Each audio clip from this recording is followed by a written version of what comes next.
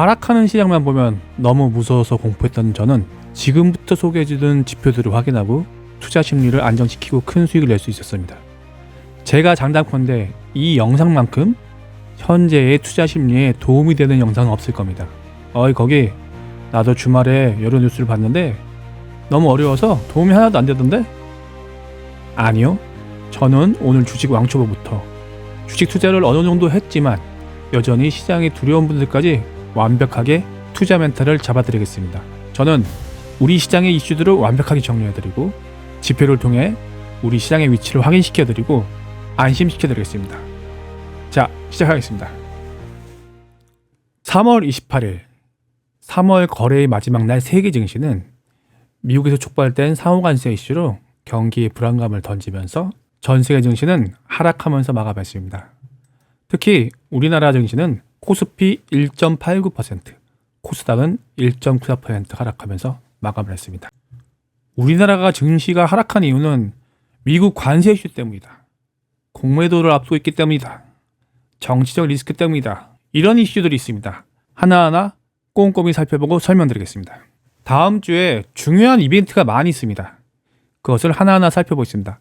3월 31일 월요일 한국 시장 공매도 재개, 4월 2일 미국 상호관세 부과, 4월 3일에서 4일이 미정인데요. 탄핵안 선고기가 있습니다. 이 세 가지는 끊임없이 투자자들의 마음을 어렵게 하는 이슈였습니다. 그런데요, 과거에 있었던 사건을 통해서 실제로 어떻게 우리 시장에 작용했는지 살펴보도록 하겠습니다. 우리나라 증시 역사 살펴보면 2000년 이후에 몇 번의 금융위기가 있었는데요. 3번 공매도를 금지했다가 다시 시작한 사례가 있습니다. 첫 번째, 서브프라임 모기지 사태. 리먼 브러더스의 파산이 2008년 9월 15일이었습니다. 미국의 부동산 버블이 꺼지면서 미국 경제에 심각한 타격을 주었고요. 증시도 엄청나게 폭락했습니다. 2008년 10월 1일에 우리는 금지를 했고요. 2009년 6월 2일에 재개를 했습니다. 재개날에 코스피 1.38% 상승, 3개월 뒤에는 14.7%가 상승했습니다. 공매도 재개하는 날이 금융위기가 정리되는 시점이라 이후 증시는 우상향했습니다. 이 사태는 다른 나라의 증시에도 굉장히 큰 영향을 끼쳤습니다. 두 번째, 유럽 재정위기. 2010년 5월 7일에 그리스에서 IMF 구제금융을 시청했고요. 이때 그리스에 심각한 문제가 아닌 것이 아닌가 살펴보게 되었고 2011년 7월 2차 구제금융을 논의했습니다. 이러면서 그리스는 디폴트 가능성이 높다. 그로 인해서 유럽 경제에도 문제가 생길 수 있다. 라는 불안감이 시장에 폭증하면서 전 세계 증시를 하락시켰습니다.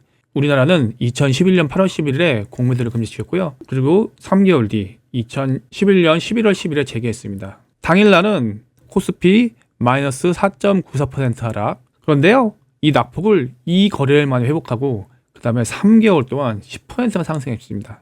이 상승 이후에 우리 증시는 기나긴 박스피에 갇힙니다. 2017년까지 우리나라 증시는 횡보 등락하는 상황에 놓이게 되죠. 세 번째, 코로나. 이거는 뭐 설명할 필요가 없죠. 2020년 1월 20일에 국내 첫 확진자가 발생했습니다. 이미 시장은 많이 빠졌고요. 2020년 3월 13일에 공매도 금지를 했는데요. 2020년 3월 19일에 최저점을 기록합니다. 이날 코스피가 10% 가까이 하락했고요. 코스닥은 마이너스 13% 정도 빠졌습니다. 그리고 공매도는요, 2021년 5월 3일에 재개했는데요. 금리 인하 정책으로 미국에서 막 헬리콥터 머니를 뿌렸습니다. 계속 증시가 상승하고 있는 구간이었죠. 이날 거래 재개 당일날에는 코스피는 마이너스 0.66% 하락했는데요. 그 다음 거래일에 바로 낙폭을 회복하고 4거래일 연속 상승했습니다. 6월까지 코로나 저점으로 치면은 저점 대비 130%를 기록하는 놀라운 상승을 보였고요. 이때 우리나라 증시가 사상 최고치를 찍었습니다. 공매도 금지를 촉발시킨 세계 금융위기는 정말로 개미 투자자들한테는 공포 그 자체였습니다. 이런 이슈들을 통해서 시장에서 은퇴한 개미들이 너무너무 많습니다. 대부분의 개인 투자자들은 반등에 던진 것도 아니고 급락에 대부분 매도하면서 쓸쓸한 퇴장을 했습니다. 그런데 이 역사적인 사건을 살펴보면은 사실 공매도가 다시 하는 시점에서는 이미 시장 이슈 대부분 끝나면서 우리나라 시장 추세에는 아무런 영향을 주지 못했습니다. 즉 공매도 재개가 시장 추세에는 큰 영향을 주지 못합니다. 오히려 공매도를 재개하면 외인 수급을 기대해 볼 수 있는 요소가 있습니다. 공매도를 재개함으로 외인들의 포지션 투자가 들어올 수 있습니다. 여기서 수급을 기대해 볼 수 있습니다. 물론 공매도는 우려하는 대로 주가가 많이 오르고 대차거래 잔고가 높은 종목들은 주식이 좀 하락을 촉발시킬 수 있습니다. 그러나 공매도를 이용하는 많은 외인의 자금은 롱 포지션을 추구하면서 롱 포지션에서 수익을 냅니다. 그래서 우리 시장에 외인 수급을 기대해 볼 수가 있습니다. 다시 한번 정리합니다. 공매도 재개는 시장에는 별로 영향이 없다. 걱정할 필요가 없다는 말입니다. 두 번째, 상호 관세 이슈. 우리가 살펴볼 수 있는 것은 2017년에 트럼프 정부가 출범할 때를 살펴볼 수 있겠습니다. 2018년도가 들어서면서 트럼프 정부는 중국 관세에 대한 이야기를 시작합니다. 중국 경제의 놀라운 추격 속도를 저지하기 위해서 미국은 2018년 7월 6일에 최초로 중국에 대한 관세를 시행합니다. 이때 뉴욕 증시는 사실 좋았어요. 3개월 연속 상승하고 3개월 연속 하락했지만 이후에 쭉 올라왔습니다. 언제까지요? 마지막 고점을 찍은 게 2025년 2월 달입니다. 그때까지 쭉 올라왔습니다. 이때 한국 증시와 아시아 증시는 타격이 좀 있었습니다. 특히 우리나라 증시는 2018년도에 코스피 마이너스 17.28%, 코스닥 마이너스 15.38%가 빠졌습니다. 이 이유 중에 하나는 우리나라는 수출의 의존도가 매우 높습니다. 우리는 중국에 제일 많이 수출을 하고 또한 그 다음으로 미국을 많이 수출하는데 우리나라의 GDP는 수출 의존도가 매우 높습니다. 이것으로 인해서 우리나라가 취약하게 여겨지고 많은 하락을 했는데요. 여기서 또 살펴볼 부분은 이 많은 하락 전에 사실은 대대 상승을 만들었던 2017년이었습니다. 이때 코스피가 21% 상승했고요. 코스닥은 26% 상승했습니다. 그럼 2018년도의 하락은 상승 대비는 크지는 않은 거죠. 이때 사건은 탄핵과 대선이 있었습니다. 그때는 맞고 지금은 다르다. 이번 상호관세 이슈는 지난번과 비교하는 데에는 차이가 많습니다. 내용도 많이 다르고요. 상황이 많이 다르기 때문입니다. 특히 트럼프의 시기에는 촉박한 상황입니다. 올해 2025년 1월 21일에 미국 부채 한도가 도달했습니다. 전체 규모는 약 5경 3천 정도에 해당하는데요. 데드라인은 6월에서 7월로 보고 있습니다. 이것을 막지 못하면 미국 정부는 디폴트에 선언하게 됩니다. 따라서 지금 트럼프의 큰 과제는 경제 현장과 물가 안정을 동시에 추구해야 되는 상황입니다. 순서대로 하나씩 처리해야겠죠. 미국채 금리를 인하시켜서 큰 부채에 대한 이자를 내는 부담을 줄여야 되고 달러 약세를 유도해서 미국 수출입에 대한 경쟁력을 높이려고 합니다. 그렇기 때문에 이쪽으로 정세를 몰아가기 위해서는 경제 둔화를 감내해야 됩니다. 관세 이슈를 길게 끌고 가기에는 사실은 굉장히 부담스러운 위치에 있죠. 빠르게 조정이 될 가능성이 높습니다. 바이든 정부 시절엔 R의 공포를 많이 얘기했습니다. R은 리세션입니다. 경기 후퇴를 말하죠. 이번 트럼프 정부가 들어서는 스태그플레이션, 경기 침체가 오면서 물가는 지속적으로 상승하는 인플레이션이 동시에 발생하는 거죠. 이 현상을 걱정하는데요. 사실 이거는 시장 투자자들의 심리를 압박하지만 스태그플레이션에 대한 가능성은 낮게 잡혀 있습니다. 다만 미국 경기는 둔화되고 있는 부분이 있습니다.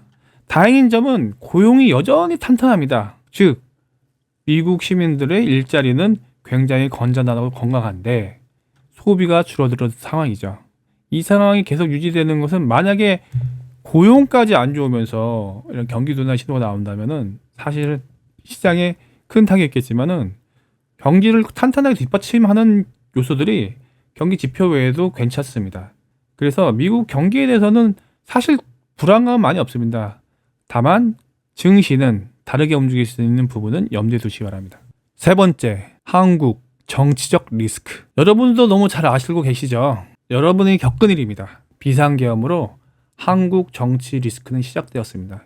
2024년 12월 3일 비상계엄을 시작으로 정치 리스크가 불안감이 확 커졌고요. 이때 2024년 12월 9일에는 2024년도에 가장 큰 하락을 기록한 블랙 먼데이 8월 9일 이 기록을 깨고 더 하락하면서 2024년 최저점을 기록하는 흐름을 만들었습니다.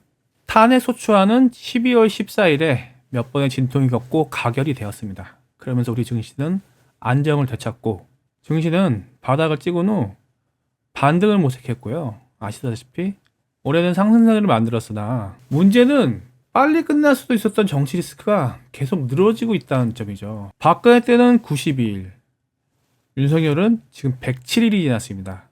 아직까지 현재 결정이 안 나온 상황이고요. 그 와중에 2025년 3월 24일 날 월요일 한덕수 탄핵 소추 기각이 됐습니다. 이때 증시에 어떤 변화가 있었냐고요? 우리나라 증시의 거래대금이 반토막 났습니다. 코스피의 거래대금이 50% 이상 줄었고요. 코스닥이 40% 이상 축소되면서 이후로 계속 비슷한 거래대금이 유지 중입니다. 즉, 이 말은 외인과 기관이 상황을 보면서 적극적인 매수는 안 하고 있는 상황이죠. 거래대금이 반토막이 줄었다는 것은 사실 굉장히 큰 시장의 변동성을 초래할 수 있는 요소입니다. 적은 돈에도 쉽게 하락할 수 있고 적은 돈에도 쉽게 올라갈 수 있다는 의미죠. 좋은 쪽으로 생각하면은 수급만 붙으면 우리 증시 충분히 올라갈 수 있는 상황인데 여러 가지 리스크로 인해서 시장이 정체되었습니다. 결론, 정치 리스크의 시장 영향. 지속되는 동안에는 주식시장 수급에는 부정적입니다. 그런데요, 지난번에 정치 리스크 해소 시의 반응을 보면은 새로운 정부가 출범하면서 시장 반등 가능성은 매우 높습니다. 자, 그러면 첫 번째 공매도직에 시장에 영향이 없다 말씀드렸고요. 두 번째, 상호관세 이슈. 시장에는 부정적인 영향이고요. 세 번째, 정치적 리스크. 해소만 되면 오히려 시장에 반등을 줄 수 있는 요소입니다. 시장의 이슈들을 정리하고 보면 사실 크게 두려워할 게 없다는 것을 발견할 수 있습니다. 가장 문제가 될 수 있는 관세 이슈는 관세 이슈가 진행되는 동안은 시장에 부담을 주지만 끝나고 난 뒤에는 그만큼 탄력적으로 올라갔습니다. 즉, 결국 이 이슈도 시간이 지나면 해소될 문제라는 겁니다. 만약에 나는 시장에 대한 두려움이 크다, 이런 두려움 구간에 매수보다는 안전하게 모든 이슈들이 해소되고 시장에 투자하겠다. 근데 여기서 문제는요, 모든 리스크들이 없어지고 시장이 안정적인 상황으로 되면은 증시는 많이 올라가 있는 경우가 많습니다. 그래서 우리는 시장의 위치를 확인하고 매매 타임을 어떻게 잡을지 생각해 볼 필요가 있습니다. 시장의 위치를 알아보는 첫 번째 지표, 버핏 지수. 버핏 지수는 그 나라의 총 생산, 즉 GDP 대비 시가총액을 계산한 건데요. 여기서 100%가 넘어가면은 고평가 구간이고요. 100% 이하 75% 사이는 적정하다고 말합니다. 우리나라는 오랜 기간 90%를 유지했고요. 폭락한 구간은 코로나 때 바로 폭등을 했는데요. 이때는 코로나로 인해서 유동성이 확 들어왔을 때죠.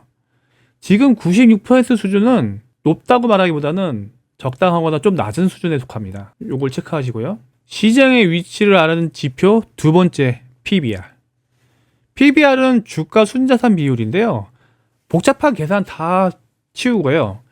초등학생도 이해할 정도로 쉽게 설명하겠습니다. 어떤 회사가 있어요.